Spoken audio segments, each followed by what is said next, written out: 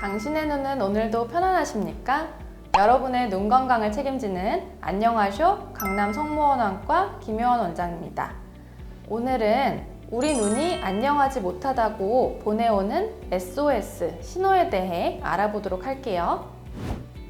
안녕하세요. 저는 50대 가정주부입니다. 어느 날 앉아서 청소를 하다가 일어났는데 순간 눈앞이 깜깜해져서 정말 놀랐어요. 이거 왜 그러는 걸까요? 네, 이 사연처럼 몇 초에서 몇 분간 눈앞이 깜깜해지는 경험을 해보신 분들이 꽤 있을 텐데요.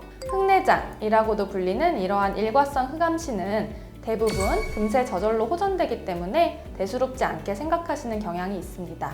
물론 기립성 저혈압이나 사랑니 발치 등으로 인한 일시적인 증상일 수도 있지만 심각한 안과적 문제가 있을 수 있기 때문에 검사를 받아보시는 게 좋은데요. 뇌혈관이 막혀 생기는 병을 뇌졸중 또는 중풍이라고 하죠. 눈에 오는 중풍을 망막혈관 폐쇄증이라고 하는데요.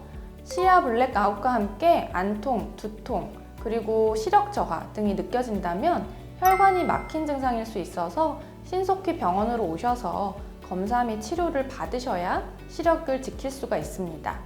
사연에서 연세가 있으신 분이라 중풍에 빗댈 수 있는 망막혈관 폐쇄증을 위주로 설명드렸는데요. 이외에도 나이와 상관없이 생길 수 있는 급성 폐쇄각 녹내장, 시신경염, 망막박리가 있을 때도 일시적인 시야 암전 증상이 있을 수 있으니까 이럴 땐 꼭 병원으로 가셔야 됩니다. 안녕하세요. 저는 30대 젊은 남자입니다. 제가 어느 날 운동을 하다가 갑자기 시야에 날파리가 날아다니고 빛 번쩍하고 커튼이 쳐지는 듯한 느낌이 들었어요. 눈도 깜빡거려보고 손으로 비벼보고 고개도 흔들어 봤는데 뒤늦게 괜찮아지더라고요. 왜 그러는 걸까요?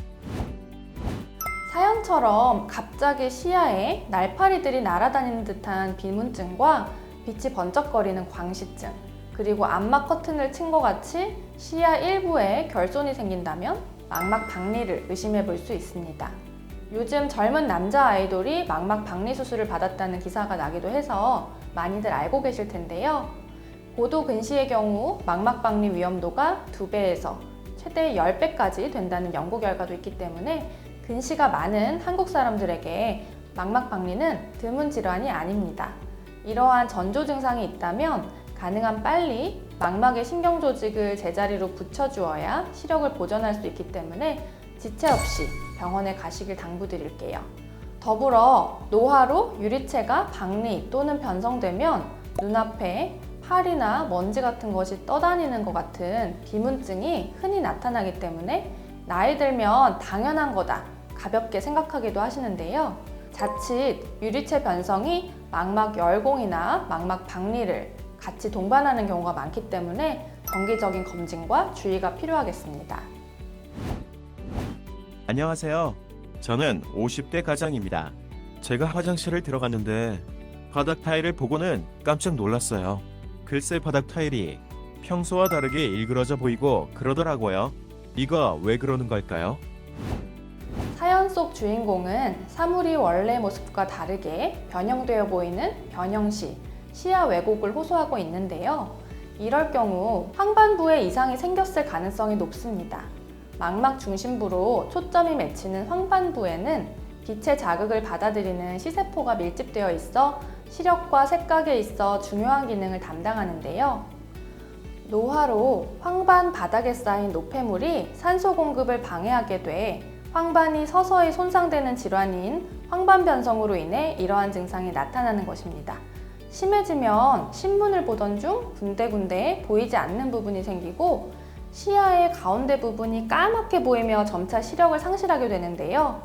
황반변성은 미국과 유럽에서는 실명 1위 질환, 우리나라에서도 65세 이상의 실명 원인 1위에 해당하는 무서운 질환입니다.